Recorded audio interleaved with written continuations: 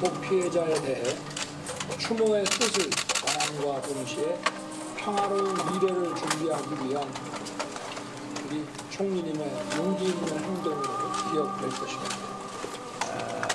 日韓両国の関係においてまた世界の平和を祈る上において大変重要なことであったと感じています。 일본 히로시마에서 열린 G7 정상회의를 마치고 돌아온 윤석열 대통령.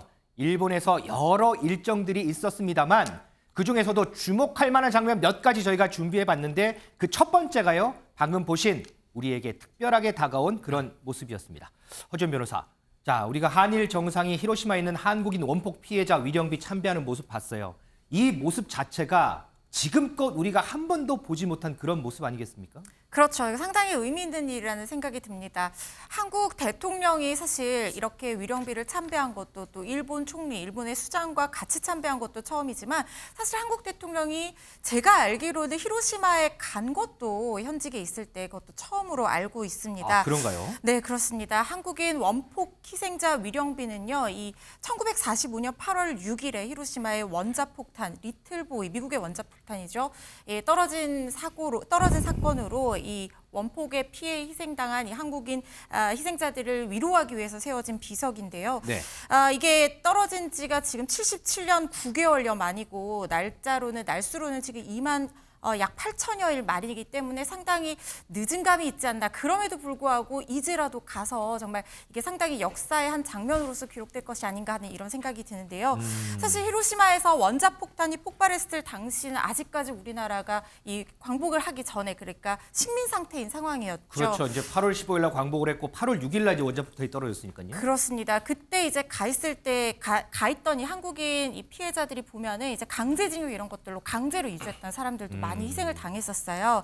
한 한국인 5만여 명 정도 피해를 본 것으로 알려져 있는데 지금 한국 원폭 피해자 협회가 추산하기로는 3만 명이고요. 위령비에는 지금 사망자가 2만 명 정도로 기록이 되어 있는 상태입니다. 윤 대통령 지난 19일 이미 한국인 원폭 피해자들과 만나서 한국 대통령 위령비 참배가 너무 늦었다는 생각이 들어서 송구하다는 뜻을 전하기도 했는데요.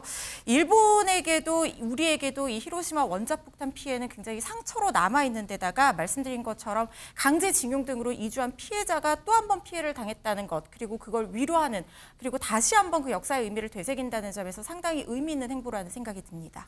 이종우 시장님, 네. 이 위령비 참배를 하기 전에 이제 전날 저녁에 네. 윤석열 대통령이 우리 히로시마 동포 원포 피해자 동포들 만나서 이제 만찬을 했는데 여기서 이제 늦게 찾아뵈서 죄송하다 이런 얘기도 했고요. 네. 또 기시다 총리를 향해서 용기 있는 행동을 했다 이렇게 평가를 했는데 네. 글쎄요, 한일 정상이 정말 사상 처음으로 이렇게 한국인 원폭 피해 위령비에 참배한 거. 네. 자, 과거사 치유를 위한 늦었지만 그래도 참 어렵게 뗀 한 걸음이다 이렇게 평가할 수 있을까요? 앵커님이 말씀하신 마지막 말씀이 저는 정확한 표현이라고 보여집니다. 한 걸음이라고 말씀하셨잖아요. 이게 다는 아닙니다. 네. 굉장히 많은 지금 사과를 더 많이 받아내야 되고 실질적으로 유가족과 피해자, 이 원포 피해자만이 아니고 많습니다. 하지만 한 걸음이라고 평가할 만한 여러 가지 사유가 있죠. 첫 번째는 이 히로시마 위령비를 일본이 어떻게 지금까지 대해왔느냐는 거예요. 이 위령비 사실상 이 추모 공원 내에서 있지도 못했습니다. 여기 절대 세울 수 없다 해서 바깥에 공원 바깥에 조용히 그냥 아무도 돌보지 않는 곳에 세워뒀다가 그나마 이 자리로 들어온 건 몇 년 안 되고요. 네. 총리가 여기 비공식적으로 한번 딱 와서 스쳐 지나간 것 이외에는 아무도 여기 이 그 위령비를 공원 내에 있는 위령비를 돌아보지도 않았었습니다. 그리고 지금 우리가 히로시마만 이야기하고 있잖아요. 그렇죠. 원폭은 나가사키에도 떨어졌습니다. 맞아요. 네. 나가사키에도 한국인, 그러니까 조선인들의 지금 그 위령비가 세워져 있는데요. 언제 세워진지 아십니까? 몇 년 되지도 않아요. 정말 오랫동안 싸워왔어요. 그 위령비 세우려고. 근데 한 수년 전에, 그 2020년 이후에 세워진 겁니다. 진짜. 그러니까 이 위령비들을 그나마 일본이 지금 이 추모공원 안에 집어넣은 것도 많이 특혜를 봐준 양 지금까지 되어 왔습니다. 그런데 이 총리가 어쨌든 한국의 정상 과 함께 서서 고개를 숙이고 이렇게 행동을 취했다는 건 앞으로 이것이 정례화될 것이고 또 한국인들에 대해서 자기신들만이 아니라 피해자이고 그 피해자에 대해서 정확한 예우를 갖춘다라는 의미에서 이것만이 아니라 앞으로 더 확산될 수 있는 첫 걸음이다라는 평가를 할 수가 있죠. 좀 앞으로 좀 그랬으면 좋겠습니다. 그런데 야당에서는 이 기시다 총리의 행동과 말 앞뒤가 맞지 않는다 이렇게 비판을 하고 있는데요. 목소리 좀 듣고 오겠습니다. 강제동원의 강제성과 일본 정부의 책임을 부인하려는 기시다 총리의 발언을 왜 대한민국 대통령이 두둔하고 있습니까? 기시다 총리를 추켜 세우는 윤석열 대통령의 모습은 마치 기시다 총리의 참모를 보는 듯합니다. 김준일 에디터, 왜 기시다 총리의 말을 우리 대통령이 두둔하고 있느냐 야당에서 비판하는데 사실 조금 전에 허주연 변호사가 얘기했지만 이 원폭 피해 당하신 분들 대부분이 강제노동 때문에 일본으로 가신 분들이잖아요. 그러니까 야당의 비판의 논지는 일본은 한 번도 강제동원에 대해서 인정한 적도 없고 그렇죠. 기시다 총리가 한국에 와서도 그거에 대해서 개인적인 감정을 토로를 했지만은 그거에 대해서 그 일본 정부나 어떤 총리로서 그거를 이제 인정한 건 아니잖아요. 강제동원에 대해서는 지금 인정하지 않고 있기 때문에 여기에 지금 앵커가 말씀하신 대로 지금 원폭 피해자 상당수, 뭐 일부는 이제 뭐 자발적으로 일본에 돈 벌러 간 사람도 있겠지만은 한국인 피해자 상당수는 강제동원으로 또 간 사람들도 있단 말이에요. 그런 부분에 대해서 명확하게 윤석열 대통령이 입장을 좀 명확하게 하지 않고 일본에 좀 따져묻지 않은 것에 대해서 얘기를 하는 것 같습니다. 다만 뭐 저는 두 분이 말씀하신 거에 어느 정도 공감을 하는 게 이게 한 술에 첫 술에 배부를 수는 없고 그 부분이 앞으로도 조금 진전되게 이제 뭐 바뀔 여지가 있다 뭐 이렇게 봐야 되는데 다만 이 부분은 확실해야 될 것 같아요. 뭐냐면은 일본이 히로시마에 대해서 예를 들면 2016년에 아베하고 오바마 미국 대통령하고 히로시마에서 와가지고 평화공원에 참배도 했거든요. 맞아요. 그때. 예. 이거를 계속 강조하는 이유는 자기네들은 피해자라는 걸 강조하기 위해서. 우리 원폭 피해자다. 원폭 피해자다. 우리는 그런 것들을 강조하기 위해서 계속 이제 하는 거고 그게 전반적인 정서에 녹아 있습니다. 그래서 한국이 물론 일본이 피해자도 맞아요. 원폭 피해자도 많지만은 그게 마치 과거에 자신들의 침략에 대해서 뭐 교육을 안 한다라든가 다 뭐 무마한다든가 이런 식으로 이제 가면 안 되는 거죠. 전범국임을 잊어서는 안 된다 이 얘기고. 그 부분에 있어서 한국은 어느 정도는 명백하게 조금 분명하게 선을 그을 필요는 있다 이렇게 보여집니다. 알겠습니다. 자, 이번 G7 정상회의에 있었던 두 번째 인상적인 장면 그거 좀 얘기해 보겠습니다. 민지수 기자. 네. 이번에 G7을 계기로 한미일 지금 화면에도 나오는데 윤석열 대통령, 뒤에 기시다 총리, 그다음에 바이든 대통령, 한미일 3국의 대통령이 또 만났어요. 네. 분위기가 참 화기애애했다고 하던데 그런데 실제로 만난 시간은 한 2분 정도라고 하거든요. 2분이면 참 짧은 시간인데 여기서 무슨 얘기 하긴 했을까요? 네, 삼국 정상 보시는 대로 연단에 올라선 다음 기념 촬영을 하고 서로 악수를 하는데요. 네. 하고 대화가 끝날 때까지 시간 2분 남짓이었습니다. 그래서 회담이냐 회동이냐 어떻게 이야기해야 되냐 이런 볼멘 소리까지 나왔는데요. 아하. 하지만 대통령실은 이미 삼국 정상은 미리 회담 사전에 이미 조율을 마친 내용이 있기 때문에 실제로 몇 분을 만났는지는 크게 중요하지 않다 이렇게 설명을 했습니다. 김태효 국가안보실장도 조금 전 언론 인터뷰를 해서요. 회담 전에 며칠 동안 세 나라 실무진이 한두 페이지 분량의 합의문을 미리 작성을 했다. 조율을 끝냈기 때문에 문제가 없다라고 강조했고 원래 이렇게 대화 시간이 짧았던 건 아니고 우크라이나 젤렌스키 대통령이 도착을 하면서 정상회담 일정이 돌발적으로 생겼고 이 때문에 시간이 조금 줄어든 것뿐이다 이렇게 설명을 했습니다. 이 바이든 대통령도 이번 회담에 만족하는 것 같았고 조만간 한일 정상을 워싱턴에 초대하겠다 이런 이야기도 했다라고 덧붙였습니다. 그러니까 만난 건 2분이지만 그 전에 3국이 만나서 여러 가지 조율할 문제들 이런 거는 다 이미 얘기했다 이 얘기군요. 네, 그렇습니다. 자, 김준일 에디터. 지금 민주수 기자가 잠깐 설명했지만 바이든 대통령이 기시다 총리하고 윤석열 대통령을 워싱턴으로 초대를 했어요. 뭐 물론 이제 만남이 짧아서 읽기도 하지만 이렇게 초대한 게 상당히 좀 이례적이다 이런 얘기도 있던데요. 그러니까 양국 정상을 같이 부르는 거는 이례적이긴 하죠. 그만큼 이제 한미일 공조에 대해서 바이든 대통령이 강조를 하고 있고 이거의 중요성에 대해서 생각을 하고 있다 이렇게 보면 될 것 같습니다. 네. 그리고 사실 이제 뭐 짧기는 했지만은 핵심 의제들에 대해서는 뭐 물밑에서 어느 정도 외교 이제 뭐 이런 일정상 다 조율이 되고 있거든요. 그래서 군사 정보를 실시간으로 공유하는 얘기까지 나왔기 때문에 뭐 네. 완전히 성과가 없다라고 뭐 비판할 건 아닌 것 같습니다. 다만 이제 요거는 있는 것 같아요. 이번에 G7에서 상당히 미묘한 풍경들이 좀 벌어졌는데 사실 이 핵 없는 세상을 얘기를 하고 G7에서 강하게 나왔던 게 중국하고 러시아 견제잖아요. 네네.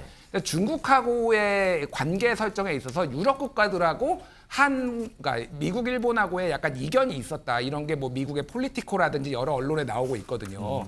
그러니까 이게 아시아 문제를 유럽 국가들은 아시아 안보에 대해서 직접 개입하지 않겠다. 그리고 중국하고의 어떤 그런 뭐 경제 교류는 계속하겠다 이런 것들이 유럽 정상들의 어떤 입장이었단 말이에요. 그런 차원에서 본다라면은 한미일 요 안보와 관련해서는 한미일을 좀 더 강하게 결속시켜야 되는 미국의 입장도 좀 있었다라는 거죠. 왜냐하면 G7의 나머지 국가들이 그 부분에 있어서 큰 틀에서는 동의를 하지만은 무력에 대한 현상 변경 아니면은 뭐 그런 대만 침공 이런 거에 대해서는 우려를 했지만은 전체적으로 보면은 미국의 입장에 동의를 하지 않았다라는 거예요. 그러니까 그런 부분에 있어서 오히려 한미의 안보를 강조해야 되는 거는 미국의 지금 필요성에 의해서도 좀 더 강하게 이게 추진이 되고 있다. 이렇게 해석을 하는 게 맞는 것 같습니다. 알겠습니다. 자, 이번 G7 일정에서요. 한미 정상 간 상당히 좀 눈에 띄는 장면도 포착이 된 게 있습니다. 영상으로 준비했는데 한번 보실까요? 자, 허준 변호사. 지금 바이든 대통령이 이렇게 활짝활짝 뛰면서 윤석열 대통령을 이렇게 자꾸 얘기를 해요. 이게 어떤 상황인 거예요? 저게 G7 정상회의 확대회의에 참석한 장면인데 세션이 열리기 전 장면이에요. 네네. 근데 바이든 대통령이 누군가를 보고 굉장히 미소를 지으면서 저 연세에도 불구하고 막 반갑게 뛰어가서 인사를 했는데 펄짝펄짝 뛰잖아요. 네, 다른 정상들 다 지나쳐서 지금 윤석열 대통령 보고 저렇게 반갑게 다가가서 인사하는 모습을 보고 사람들이 너무 재밌다. 연세도 있으신데 얼마나 반가우면 저렇게 뛰어갔겠냐 뭐 이런 얘기가 나오고 있는 건데 두 사람 만남 윤 대통령의 미국 국빈 방문 이후 20여일 만이잖아요. 네네. 사실 한미일 동맹을 공고히 하는 것은 미국 특히 바이든 대통령의 굉장히 염원일 겁니다. 그런데 지금 사실 한일 관계가 냉각기를 거쳐오면서 한미일 동맹도 좀 차갑게 식었던 그런 부분이 있었거든요. 네. 그런데 이 제3자 비상 관련해서 우리가 좀 전향적인 어떤 발표가 나오고 나서 이 바이든 대통령이 가장 먼저 환영 성명도 냈었고요. 일각에서는 뭐 지각 변동이 일어나고 있다면서 좋아했다고 하거든요. 아마 정치, 외교, 안보적인 측면에서 윤석열 대통령의 행보도 마음에 들겠지만 또 국빈 방문 가서 윤 대통령이 아메리칸 파이 멋있게 불러서 그 자리에서 박수도 받고 화기애애한 분위기도 만들었잖아요. 네네. 양국 정상이 외교를 하다 보면 인간적인 유대 관계도 생긴다고 하는데 아마 다양한 그런 반가움이 표현된 것이 아닌가 싶습니다. 자, 이종훈 시장님 지금 네. G7 일정 동안 뭐 여러 가지 이제 뭐 재밌는 장면도 포착이 됐고 의미 있는 이런 일정들도 많았어요. 자, 그 중에 또 하나가 이 정상들이 먹는 이제 식사, 만찬 얘기를 빼놓을 수 없는데 저희가 지난주에 한번 짚었는데 이번 G7 만찬에서 후쿠시마산 식재료로 만든 음식들이 올라올 거다라고 했는데 실제로 보니까 올랐죠. 올라왔더라고요. 자, 이렇게 후쿠시마산 식재료로 만든 음식을 계속해서 어떤 행사들이 있을 때마다 네네. 일본이 올려요. 그러면서 논란이 되는데 그렇죠. 그럼에도 불구하고 계속해서 하는 이유.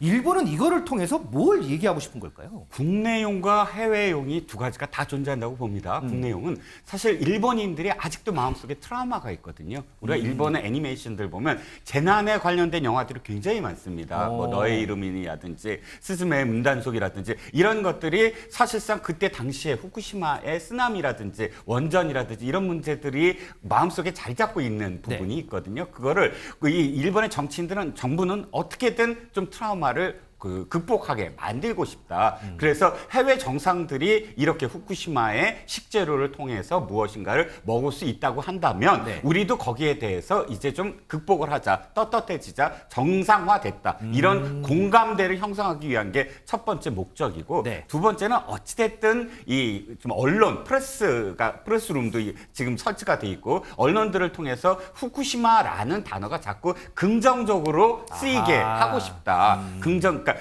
이 호감형 그런 어떤 단어로서 연관 검색어로서 이렇게 연결시키고 싶다. 이런 두 가지 욕구가 다 계속 존재하고 있다는 것이죠. 자, 이 후쿠시마 최근 보면 가장 논란의 중심에 서 있는 지역이 아닐 수가 없는데요. 자, 미지수 기자의 뉴스 플레이리스트 뉴플리에서요. 이 후쿠시마에 대해서 조금 더 한번 다뤄보도록 하겠습니다.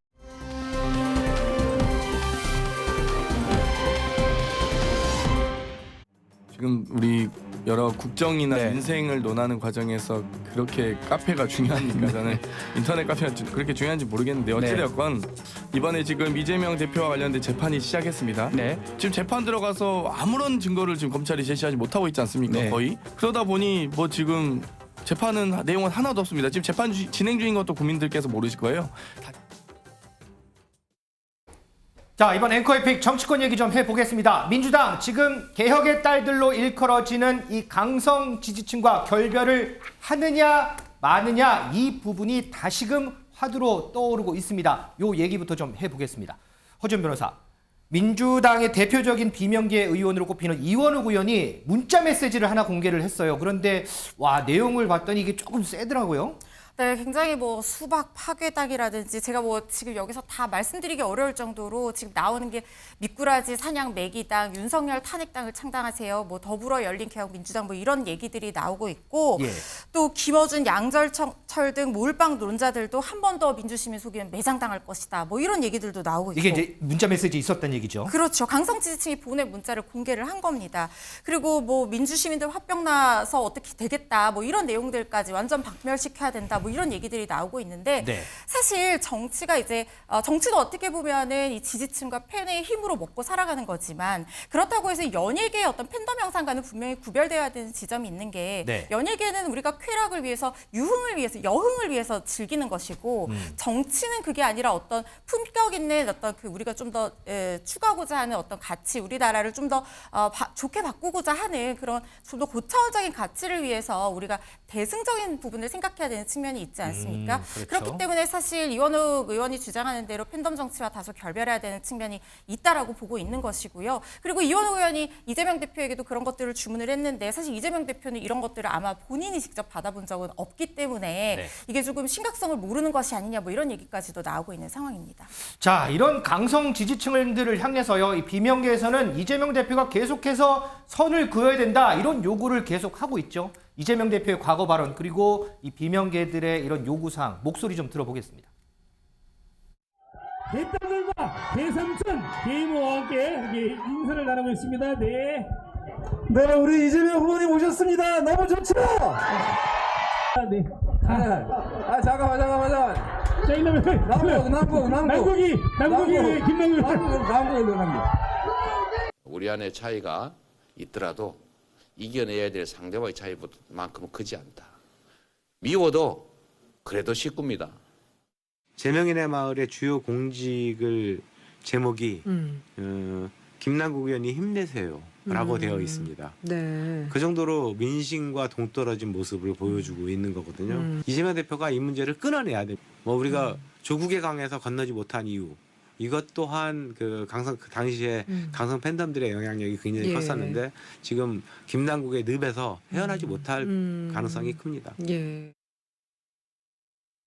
이종원 실장, 네. 뭐 영상 보니까 뭐 김남국 의원 모습도 이제 과거에 지금 탈당했처럼 보이고 하는데 네. 어쨌든 일전에 보면 이재명 대표가 이 강성 지지층들을 향해서 좀 자제해야 된다, 서로 이렇게 충분히 겨누면 안 된다 이렇게 조금 얘기하지 않았어요. 그런데 지금 보면 비명계에서 얘기 나오는 입장들 어쨌든 이걸로 안 된다, 완전히 선을 꺼야 된다, 끊어야 된다, 지금 이런 요구하고 있는 거잖아요. 저는 이게 정치공학적으로 좀 봐야 될 것 같아요. 비명계가 지금 요구하는 건 사실 압박에 불과하거든요. 네. 비명계도 잘 알고 있을 거예요. 왜냐하면 이재명 대표와 그다음에 개딸들이 완전한 결별이라는 건 불가능하다는 걸 알고 있거든요. 이를테면 제가 왜 이런 말씀을 드리냐면 이전에 정치 팬덤은 사랑하는 모임이었어요. 노무현은 사랑하는 모임, 노사모, 박근혜를 사랑하는 모임, 박사모, 사랑한다는 그런 관계에 불과한 거거든요. 근데 지금은 뭐죠? 딸이에요. 그리고 아버지예요. 그러니까 혈연 관계처럼 돼 있거든요. 이건 어떤 걸 뜻하면 사실 종교적인 의미나 거의 다름없습니다. 종교에서 보면 예를 들어서 교황, 그럼 교황의 별칭이 파파거든요. 네. 아빠. 그러니까 아버지, 그러니까 그를 중심으로 해서 꼭 뭉쳐야 되는, 그리고 그게 떨어질 수 없는 관계다라는 설정을 아예 해버린 거예요. 가족 공동체처럼. 그래서 왜 뭐 아들 무슨 아들 무슨 딸 이런 식의 표현들이 지금 정치 팬덤에서 처음으로 등장한 것이거든요. 네. 그렇다면 지금 이재명 대표가 지금까지 아유 그렇게 하지 마세요, 그렇게 하지 마세요 하고 이야기하는 것이 한 번이라도 제대로 그것이 결과물로 나왔을까요? 결과물로 안 나온다는 거죠. 그리고 그 말에 진정성이 없다는 걸 또 비명계도 잘 알고 있다는 거죠. 그러면 비명계는 앞으로 있을 공천의 과정들에서 어떻게 계속 이니셔티브를 취하고 이 주류를 흔들 것인가에 대한 목적으로서 압박하면서 아까 결별하면서 대언론 홍보전을 벌이고 있다 이런 생각이 들어요. 정치 팬덤을 지금 계속 보시면 이건 끊을 수 있는 관계가 아니다. 이재명 대표가 그렇다고 해서 무엇인가를 요구할 수 있는 단계도 아니다. 그들은 그들 나름 나름대로의 어떤 그런 문화로서 지금 이것을 흔들고 있기 때문에 이 어떤 면에서는 비명계는 이런 상황 자체가 상당히 지금 자신들한테 유리하게 간다라는 그런 생각으로 언론 홍보전을 벌이고 있다는 거죠. 근데 거기에 더해서 지난주부터 이제 비명계에서 나오는 게 이제 팬카페 제명인의 마을이라고 팬카페 있잖아요. 여기 이장직을 사퇴해야 된다는 얘기를 하잖아요. 그런데 이제 오늘 보도 나온 거 보니까 이재명 대표실 관계자가 이런 얘기를 했어요.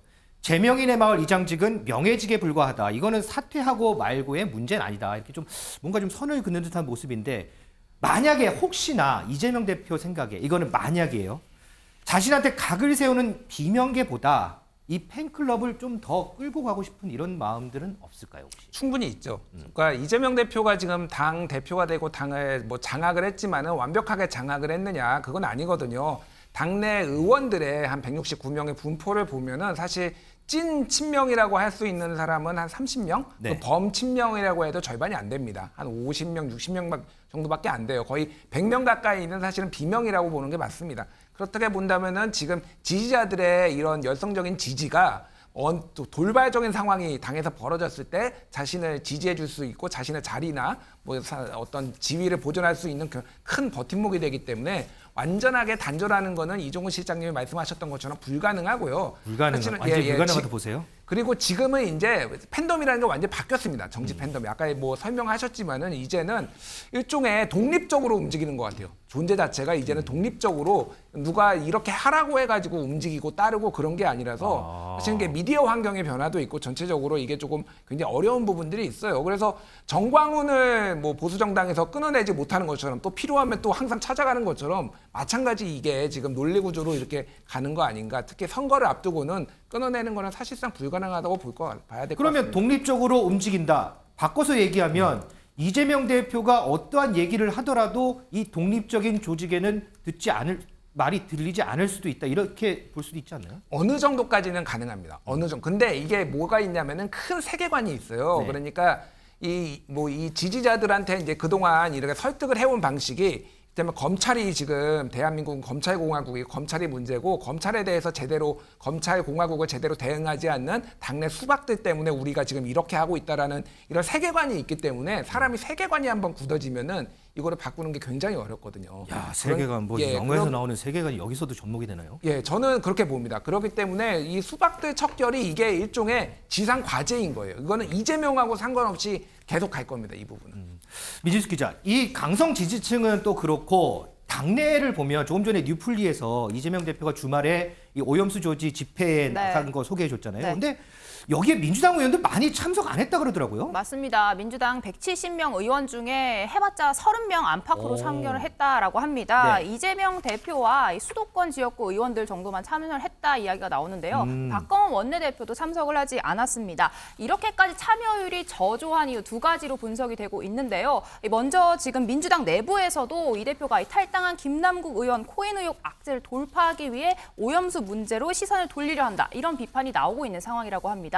그래서 국민들에게 너네부터 잘해라 이런 비판을 듣지 않을까 싶어서 나오지 않았다 이런 이야기가 하나 나오고요. 또 한 가지는 이게 2주 연속 주말 소환입니다. 네. 지난 주말에는 민주당 쇄신 의총이 있었잖아요. 그래서 2주 연속 지금 1년도 남지 않은 총선 상황에서 지금 지역구 챙기기 바쁜 의원들이 주말에 또 서울에 올라오기가 어려웠을 것이다 이런 이야기도 나오고 있습니다. 김준일 에디터 하나만 더 여쭤볼게요. 지금 민진수 기자 설명대로 이래서 뭐 강성 지지층은 강성 지지층이고 이재명 대표 리더십 얘기도 계속 나오는 거 아니에요?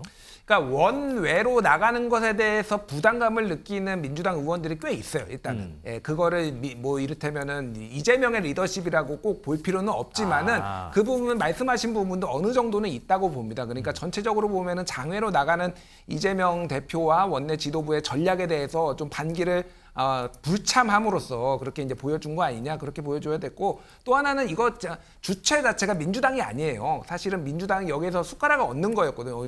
기본적으로 주체는 시민사회단체가 하는 거기 때문에 너무 전략적으로 가까이 바짝 붙는 것도 좀 문제가 있다라고 판단하신 분들이 있는 것 같은데 전체적으로 보면 어쨌든 이재명 리더십이 흔들리고 있다. 이거는 맞는 것 같습니다. 자, 어쨌든 보면 이 김남국 의원이 이재명 대표의 최측근이었고요. 지금 강성 지지층들이 이 최측근이었던 김남국 의원을 감싸는 형국이라 이 화살이 합쳐져서 이재명 대표를 향하는 것 같습니다. 그러면서 당내에서 뭐 여러 가지 얘기들이 나오는데 그 목소리 좀 들어보겠습니다. 그러니까 이게 확인되지 않은 그런 사실들로 인해서 굉장히 그 마녀 사냥하듯이 여론 재판이 막 이루어졌거든요. 그러면서 당내에서도 제대로 된 그런 의혹에 대해서 조사하지 않은 상태로 이게 탈당이 이루어지고 뭐 이렇게 막 넘어가 버린 거예요. 예. 이번 코인 사태와 관련해 우리는 기민하지도 단호하지도 못했습니다. 문제를 지적하는 이들을 원색적으로 비난하며 윽박질렀습니다.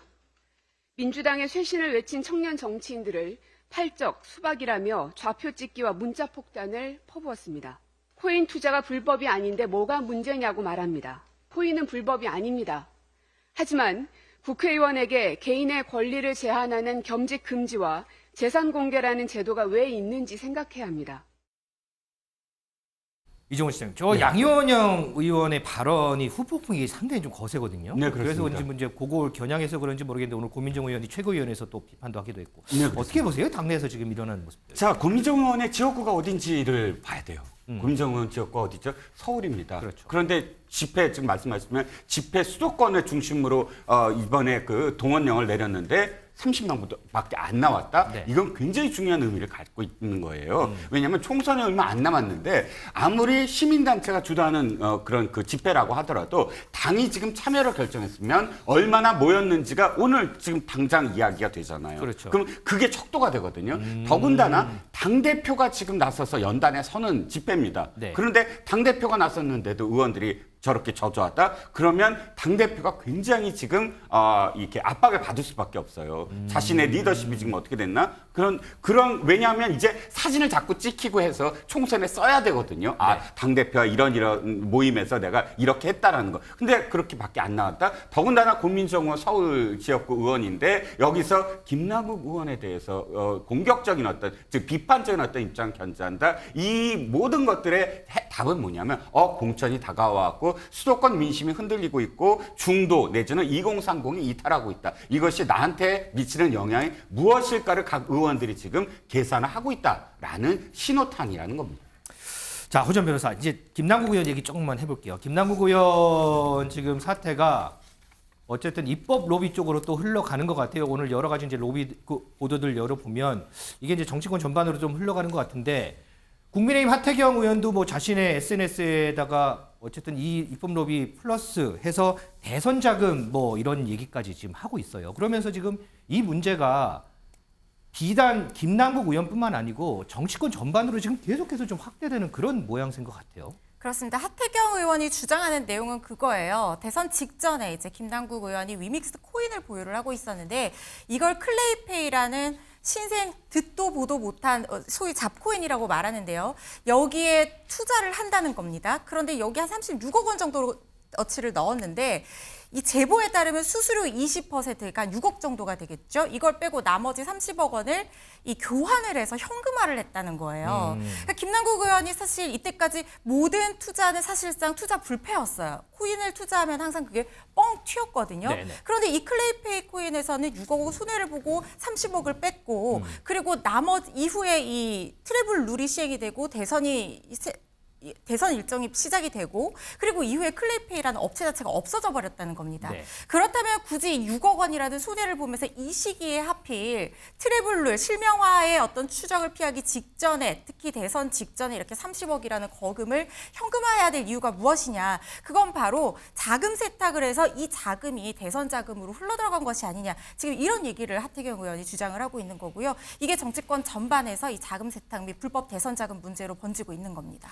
자, 일단 이 코인 문제, 이제 김남국 의원 개인에서 지금 국회의원 전체로, 국회 전체로 지금 확산되는 모양인데 오늘 국회에서요, 국회의원 당선인의 재산에 가상자산도 명시하도록 하는 내용의 국회법 개정안이 여야 만장일치로 의결이 돼서 오는 25일 본회의에 올라갈 예정입니다. 여기 보니까요, 코인 단돈 1원이라도 재산 공개에 포함하도록 하고 있고요. 특히나 특례 조항을 둬서요. 현재 21대 국회의원도 여기에 적용하기로 그렇게 했습니다. 자, 이 내용은 저희가 좀 더 취재해서 내일 자세하게 좀 전해드리도록 하겠습니다.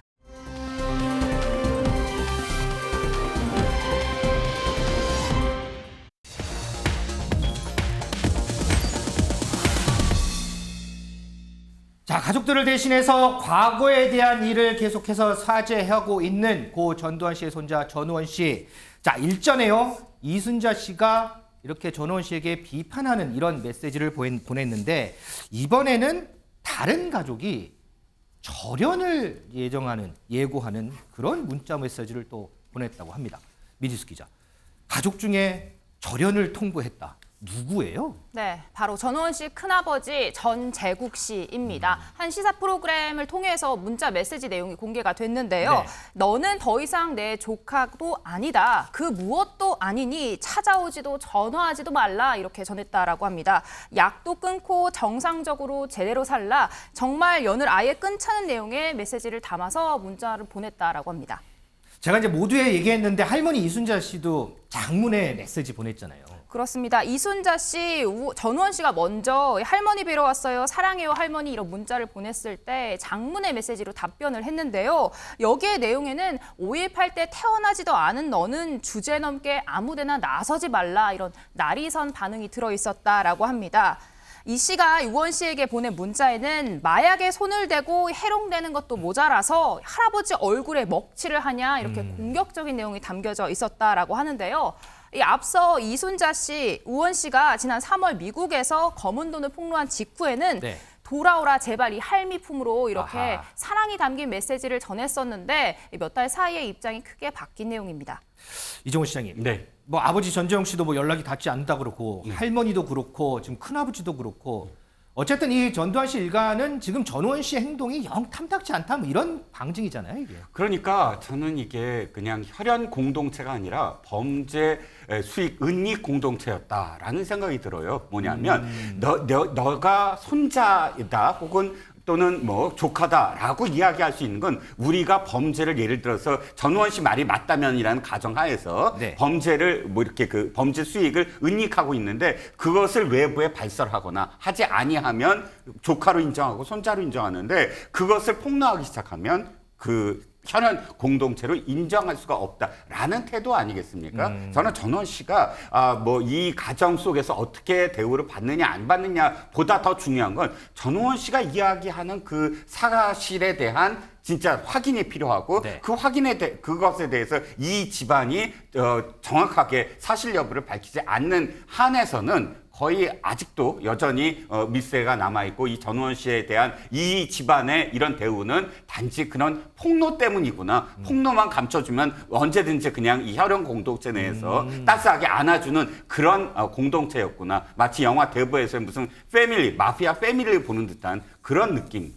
자, 그런데 허준 변호사, 어쨌든 전우원 씨가 언급된 거는 꽤 됐어요. 그런데 왜 이 시점에 갑자기 큰아버지 전재국 씨는 절연 통보를 했을까?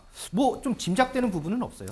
글쎄요, 뭐 전재국 씨 입장에서는 지금 전우원 씨가 한국에 들어와서 이 집 내부에 있는 어떤 자금에 대한 어떤 불법적인 자금 부분에 대해서 계속해서 언론에 폭로를 하고 다니고 있고 자기 이름으로 명의 신탁된 주식이 있다. 근데 자기는 그 주식의 존재도 전혀 몰랐다. 뭐 이런 얘기도 하고 있고 하다 보니까 이게 뭐 전재국 씨 입장에서는 사실이든 그렇지 않든 이런 얘기를 계속한다는 것이 자신한테는 굉장히 이제 불리한 위치에 처할 수 있고 특히 또 전재국 씨가 지금 법적 분쟁에 휘말려 있는 부분도 있거든요. 지금 뭐 자기가 운영하는 실질 소유자인 이 부플러스라는 업체 대표이사 직무 집행 정지 가처분 신청이 인용이 돼서 이게 일종의 배임 혐의가 지금 어느 정도 소명이 됐다고 봐서 지금 가처분이 인용이 됐기 때문에 본안 소송에서 이걸 또 다투어야 돼요. 그리고 또 말씀드린 것처럼 주식에 대한 어떤 명의 신탁 문제도 있고 이러니까 뭔가 관계를 끊음으로 해서 이 어떤 뭐 응징하는 의미일 수도 있고요. 그게 아니라고 하더라도 어떤 불법적인 관계가 없다라는 것을 얘기하고 싶어서 이렇게 절연했을 수도 있고 그 배경에 대해서는 뭐 내심의 의사이기 때문에 이런 정도로 추측해 볼 수 있을 것 같습니다. 알겠습니다. 자, 이와 별개로요. 전직 대통령 아들들의 또 행보가 눈에 띕니다. 요거 하나만 좀 살펴보겠습니다. 민희숙 기자, 전에 한번 전직 대통령 자제분들 만났다고 우리가 한번 전해드렸는데 네. 또 사진도 있는데 이번에 또 만났다면서요? 맞습니다. 이번이 두 번째 만남입니다. 앞으로 정례화해서 이런 모임 계속 간다라고 하는데요. 이 네 사람 전직 대통령 아들 2세가 모여서 앞으로 비정치적인 영역, 환경 분야에 대해서 의견을 나누자는 논의가 나왔다. 이렇게 전해졌습니다. 이런 모임 밥값은 누가 내느냐 이런 이야기도 나왔다라고 하는데요. 정답은 나이 순으로 낸다라고 합니다. 하지만 이 자리에는 전두환 전 대통령 장남, 노무현 전 대통령, 문재인 전 대통령 2세는 나오지 않은 것으로 전해졌습니다. 자, 전직 대통령 자제분들 얘기까지 해서 오늘 프레스룸 라이브 여기서 마무리하겠습니다.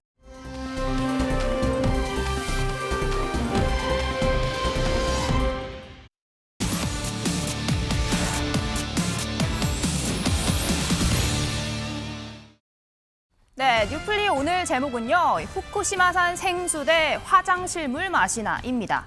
지난 주말 G7 만찬장에 올라온 일본 전통주, 이 12년 전 원전 사고가 있었던 후쿠시마 지역의 쌀과 이 물로 만들었다고 하는데요. 그만큼 일본은 원전 오염수의 안전성을 강조하는 외교전에 적극 나섰는데, 우리 정부는 여당과 야당 모두 상대방이 국민을 선동하고 있다라며 대립 중입니다. 후쿠시마 오염수가 그렇게 깨끗하고 양질의 물이라면 기시다 총리는 이것을 후쿠시마 표 오염 생수로 미국에 수출하십시오. 왜 그렇게 깨끗한 물을, 아까운 물을 바다에 버리려 합니까? 국민의힘은 자민당 형제당입니까? 후쿠시마 오염수 마셔도 좋다는 영국 사람을 왜 국민의힘이 불러다 선동 홍보합니까? 민주당이 아무리 내송송 구멍탁 수준의 괴담을 앞세워 국민의 공포를 자극하고 반일 정서를 부추겨봐야 이제 국민들께서 더 이상 그런 거짓말에 속지 않을 것입니다. 민주당에게 진심으로 묻고 싶습니다. 네, 처리된 오염수가 그렇게 안전하다면 일본이 식수로 사용하면 된다라고 지적했던 이재명 민주당 대표. G7 회의가 열리고 있던 지난 주말 이 장외 투쟁에 나섰는데요. 확실한 것은 일본 정부 스스로 쓸모가 없고 위험한 물질이나 바다에 가져다 버리는 것 아닙니까, 여러분? 대한민국 대통령이, 대한민국 정부가 거기에 동조할 이유는 없지 않습니까, 여러분? 오염수가 아니라 처리수라느니, 시료 채취가 필요 없다느니, 식수로 먹어도 괜찮다는 사람 불러다가 그 아까운 돈 들여서 헛소리 잔치 하는 것 옳지 않다. 네, 성일종 국민의힘 의원은 그럼 이재명 대표는 화장실 물도 드시냐며 오염수가 위험하지 않지만 정서 때문에 마시지 않을 뿐이다 이렇게 지적했습니다.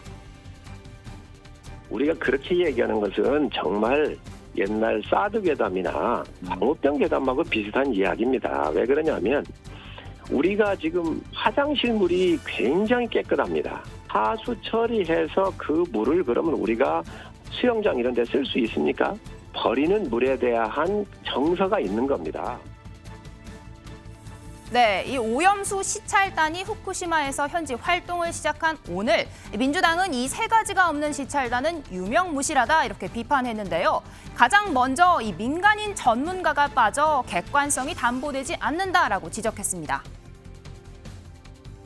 측에서 여러 가지 안전상 문제라든지 고려를 해서 좀 수용하기 어렵다는 의견이 있었고 최종적으로는 민간 전문가는 포함하지 않는 걸로 합의를 했다는 말씀을 드리겠습니다.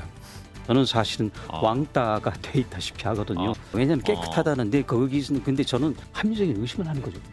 오염수인지 처리수인지 폐기물인지 알 수 없지만 우리 인체에 유해하고 또 일본의 오염수 방출이 적절하지 못한 부당한 행위임은 분명합니다. 치료 채취도 없고 시찰단 명단도 없고 언론 검증도 없는 산무 깜깜이 시찰로 일본의 오염수 투기에 병풍을 서줘서는 결코 안 됩니다. 네, 이번 시찰 언론의 공개 일정도 정해진 게 없어 일본이 짜놓은 각본대로 움직일까 우려된다면서 이 무엇보다 직접 시료를 채취하는 과정이 없다는 점을 문제 삼았습니다. 일본이 하는 거는 전혀 못 믿겠으니까 우리가 뭐를 하나 떠가지고 검사를 그 자리에서 해야 되겠다. 이런 것은 바로 이제 IAEA가 지금 하고 있고. 네, 앞서 시찰단은요, IAEA가 이미 시료를 채취해 분석 중이라 문제가 없다라는 입장이었는데요. 현재 민주당은 이 시찰단뿐 아니라 IAEA의 검증 자체도 믿지 못하겠다라는 입장입니다. 하지만 국민의힘은 민주당 2년 전 문재인 정부 때를 생각하면 내로남불하고 있다 이렇게 비판했는데요. 당시와 달라진 것이 없고 오히려 한국의 시찰단까지 더해져서 우리 국민의 건강과 안전을 위한 것이 진일보되고 있는 이 시점에 여전히 민주당이 그때는 맞고 지금은 틀리다는 뻔뻔한 내로남불을 반복하고 있는 것입니다. 앞으로도 일본의 원전 해양 방출에 대한 정부의 반대 입장은 변함이 없는 거죠. 우리가 볼 때 IAEA 기준에 맞는 그 적합성 절차에 따라서 된다면 저희가 굳이 반대할 건 없다고 봅니다. 네, 국민의힘 민주당이 돈봉투와 김남국 코인 사태를 덮기 위해 오염수 문제로 시선을 돌리려 한다고 지적하고 있지만요. 당장 올해 여름부터 방류가 시작되는 오염수, 이를 바라보는 우리 국민의 마음 역시 불안한 것도 사실입니다. 오늘 제주에서는 이 오염수 방류를 막아달라는 해녀와 어민들의 해상 시위가 있었는데요. 이 오염수는 전 세계 바다로 흘러나가죠. G7 다른 나라는 이 문제에 대해 단호한 입장을 드러냈습니다. 이번 G7을 기해서 환경장관 회담도 했는데 거기서 일본 측 장관이 이거 후쿠시마 그들이 얘기하는 처리수 방류를 이렇게 환영해 주셔서 감사합니다 이렇게 얘기를 했더니 독일의 환경장관이 우린 절대로 그 방류하는 거 찬성한 적 없다. IAEA의 공신력을 인정했을 뿐이지 IAEA가 철저하게 검사하고 그것을 하는 것을 우리가 다른 방법이 별로 없기 때문에 인정하는 것이지 우리가 방류하는 거 찬영하고 찬성한 건 전혀 아니다. 그러네요. 이번에 G7에서도 그 방류를 환영하고 찬성한다 그런 말을 사실 기시다는 얻으려고 그랬는데 그 말은 빠졌고요. 없었어요. 네, 김진리 에디터님, 방금 전 들으신 내용, 이 독일은 IAEA 검증 인정한다. 하지만 이 오염수 방류를 찬성하거나 환영하는 내용은 아니다. 이런 입장을 어제 밝혔다라고 합니다. 우리나라는 일본 입장을 시찰단에 반영할 때 거의 일본 측 요구를 들어줬다 이런 평가가 나오는데요. 어떻게 좀 평가하십니까? 일단 독일의 입장은 일관됩니다. 왜냐하면 독일은 지난번에도 방류 G7 이제 개최국인 일본이 이 후쿠시마 오염수 방류에 대해서 G7이 환영한다라는 성명을 발표하려고 하니까 독일에서 반대를 하면서 이게 IAEA 검증을 이제 지지한다 이 정도로 나온 거거든요. 그래서 독일은 탈원전 국가이기 때문에 특히 이런 거에 굉장히 민감하기 때문에 그렇게 이제 나온 거라고 보면 될 것 같고, 지금 IAEA에 이제 믿을 수 있느냐 하나는, 그리고 우리가 직접 검증을 해봐야 되는 거 아니냐 요 정도로 말씀을 드리면은, IAEA가 이제 국제 기구는 맞는데 이게 이제 국제 원자력 기구라서 원자력의 평화적 이용을 하는 국가들의 연합체 모임이에요. 네. 한 200여 개 좀 안 되게 이제 가입돼 있는데, 그래서 굉장히 이거에 대해서 우호적으로 해석하는 경향이 있습니다. 예를 들면 제가 하나를 말씀드릴게요. 그러니까 1986년에 체르노빌이 이제 원전이 폭발을 하고 2005년, 2006년에 이제 각종 20년 뒤에 보고서가 나옵니다. 거기에 이제 IAEA가 한 게 있고요. 그리고 WHO가 별도로 또 추산한 게 있고, 그 다음에 토치 보고서라고 민간 과학자들이 한 게 있어요. 직접 사망 말고 간접적으로 갑상선 암으로 인해서 발생한 암이 얼마나 되느냐, 그때 IAEA는 4,000명 정도가 사망했다고 얘기를 했고요. WHO는 최대 9,000명까지 사망할 수 있었다고 얘기를 하고요. 그 민간 보고서인 토치 보고서에서는 93,000명까지 사망할 수 있다라고 했습니다. 그러니까 똑같은 과학적 사실이라도 이거를 어떻게 보느냐에 따라서 전혀 달라질 수 있다라는 거예요. 그래서 IAEA를 거짓말은 하지 않겠지만은 가장 최소화하는 거 아니냐, 이거에 대해서 피해를, 이제 이런 우려가 하나가 있는 거고. 이슈가 하나 있는데 IAEA 보고서가 나와봐야 알겠지만은 지금 후쿠시마 오염수의 문제가 뭐가 있냐면은 하루에도 100톤씩 매일 발생하고 있거든요. 지하수하고 이거를 식히기 위해서. 네. 그래가지고 일본이 지금 하고 있는 게 더 이상 이 탱크를 늘릴 수가 없으니까 오염수를 다시 이거를 식히는 데 씁니다, 지금. 그러니까 또 붓고 그러는 거예요. 그래서 이게 지금 균질하게 지금 이런 방사능 물질이 있느냐, 그게 지금 그래서 무작위 추출 표본을 해야 된다, 무작위 표본 추출을 해야 된다라는 얘기가 그래서 나오는 건데, 그게 IAEA가 제대로 하고 있는 거지 아니면 일본 측이 가장 깨끗하다고 하는 것만 주는 거를 받아들이는지, 이거는 좀 봐야 될 것 같아서 그게 논란이 될 가능성이 있습니다. 네, G7 정상회의를 통한 윤 대통령의 외교 성과를 두고 여야의 평가는 극명히 엇갈리고 있습니다. 직접 듣고 오시죠. 대통령실의 심리적 정신 승리가 대단합니다. 이러니 웃기지도 않는 심리적 G8 운운합니다. G7, G8은 들어봤어도 G8은 또 뭡니까? G7에서 후쿠시마 오염수에 대한 합의가 없었습니다. 공동 손명에도 빠졌습니다. 한국판 들러리 공범이 될 것 같습니다. 2년 전 영국에서 열린 G7에서 문재인 전 대통령은 한미일 정상회담조차 성사하는 것을 실패했습니다. 그러나 이번 G7에서 윤석열 대통령은 한미일 정상회담 성사는 물론이고 바이든 대통령으로부터 다시 워싱턴에 초대를 받았습니다. 한반도 운전자를 자처했지만 국제 정세에 둔감하게 졸음 운전을 했던 문재인 전 대통령의 아싸 외교는 처참한 실패로 끝났습니다. 윤석열 대통령은 미국을 포함한 자유주의 선진국들과 연대하며 통큰 결단의 인싸 외교를 보여주고 있습니다. 네, 이종근 실장님. 네. 이번 G7 회담 두고서 인싸 외교다, 들러리 외교다 여야 평가가 극명하게 엇갈리고 있습니다. 어떻게 평가하십니까? 네. 글쎄요, 들러리라고 한다면 아마도 이 민주당은 지금 이번 G7을 후쿠시마에만 초점을 맞춰서 후쿠시마 그 오염 처리수 방류에만 초점을 맞춰서 그 G7이 모두 다 이 일본의 어떤 그런 방류에 찬성 반대가 아니라 어쨌든 그것을 이 동조하는 게 아니냐 이렇게 초점을 맞춰서 공범이라는 표현까지 쓰면서 들러리 외교라고 이야기하는 것 같습니다. 어디에 초점을 맞추냐가 사실 시각의 어떤 차이를 볼 수가 있을 것 같거든요. 저는 인싸 외교의 가장 큰 초점을 장해찬 최고위원이 얘기했는데 그 핵심은 바로 한미일 이 정상회담이 워싱턴에서 열린다는 건데요. 저도 비슷한 시각입니다. 왜냐하면 한미일 정상회담은 단 한 번도 제 기억에는 따로 한미일 정상회담만을 위해서 초청을 하고 어느 하나 한미일 삼국 중에 한 국가에서 열린 적은 없거든요. 예를 들어서 한중일 정상회담은 돌아가면서 열립니다. 그건 정례화돼 있는데 한미일 정상회담은 대개는 이 다자간 회담, 예를 들어서 G20이라든지 APEC이라든지 이런 곳에서 이렇게 그 풀 어사이드 회담으로 이루어지는 것이 지금까지 관례였거든요. 이번에 워싱턴에 초청을 받아서 만약에 그러니까 일본과 우리나라 정상이 가서 한미일 정상회담을 한다면 이것이 앞으로는 정례화되면 그 정도의 의제들이 이제 쌓여나가면서 지금까지 또 다른 차원의 그런 결과물들을 낼 수 있는 그런 계기가 됐다는 점에서 저는 상당히 이번 G7의 성과가 있었다라고 판단합니다. 네, 하주연 변호사님, 오염수 얘기로 다시 좀 돌아오면요. 이 여야 점점 그러니까 과학도 중요하고 외교적인 성과도 중요하지만 국내 여론이 사실 가장 중요한 내용일 텐데요. 아까 제주 어민들이 시위를 하는 모습도 저희가 전해드렸는데 정부가 오염수 관련해서 국내 여론 좀 다독이기 위해서 어떤 내용이 필요하다고 보십니까?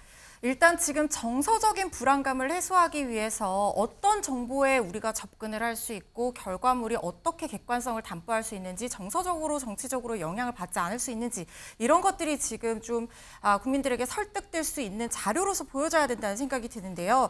지금 단순히 시찰이 아니라 검증 정도 수준으로 어떤 객관성 있는 자료가 나오려면 사실 제일 먼저 중요한 것은 우리나라 시찰단이 어느 데이터에 어떤 시설에 접근할 수 있는지 일단 확인이 돼야 될 것 같습니다. 왜냐하면 대만에서 한번 시찰을 했었는데요. 그때 도쿄 안전에서 이 접근을 피폭 이후로 통제를 하는 바람에 이 제대로 된 어떤 접근이 이루어지지 않아서 실효성이 떨어졌다 이런 지적이 있었어요. 지금 과학적으로 볼 것은 크게 두 가지 정도로 보입니다. 핵종이 제대로 제거됐는지 삼중 수소가 희석됐는지 이건데요. 핵종 제거 시설이 바로 알프스라고 말하는 시설이거든요. 다핵종 제거 시설이라고 하는 건데 이 부분은 사실 일본 측에서 공개를 하지 않겠다고 했다가 우리 정부가 굉장히 강하게 요구해서 이 부분을 일부나마 보여주는 걸로 이렇게 수용이 됐어요. 그래서 우리 정부에서도 좀 노력을 하고 있는 것 같은데 삼중수소 희석 문제라든가 이런 것들이 자료로 확인이 돼야 될 것 같다는 생각이 들고요. 그리고 지금 기술적인 문제가 발견이 됐다고 하더라도 이걸 이렇게 한일 관계 훈풍이 불어오고 있는데 이걸 시찰단이 문제가 발견됐으면 공론화시킬 수 있는 어떤 그런 상황이 될 수 있느냐 이거에 대한 불안감도 클 것 같아요. 그래서 좀 객관성을 담보할 수 있도록 뭐 민간 전문가 지금 참여를 하지 않은 점이 좀 아쉬운데요. 나중에라도 이 결과를 가지고 민간 전문가와 뭔가 공론화하거나 토론을 할 수 있는 확인을 할 수 있는 그런 절차들이 마련돼야 되는 것이 아닌가 하는 생각이 들고 그리고 좀 우리가 일반적으로 봤을 때 이런 그 시찰하고 이렇게 왔을 때 나중에 IAEA가 지금 여름에 결과 발표될 예정이잖아요. 결과적으로 지금 G7 국가들이 IAEA 검증을 지지한다는 그런 입장이기 때문에 우리가 이걸 하고 와서 봤을 때 나중에 어떤 IAEA 결과가 다른 게 나왔을 때 이게 실효성이 있을 수 있느냐 이런 의문도 지금 제기가 되고 있거든요. 그래서 정부가 국민들의 정서적 불안감 해소하기 위해서 어쨌든 최선을 다해서 객관성을 담보할 수 있는 어떤 방안들을 지금 시찰 과정 자체뿐만 아니라 이후에도 좀 마련할 수 있도록 노력해야 된다는 생각이 듭니다. 네, 민주당은 지금 이스라엘단이 한국에 돌아오면 국회에 소환하겠다, 부르겠다, 내용을 듣겠다 이렇게 이야기하고 있습니다.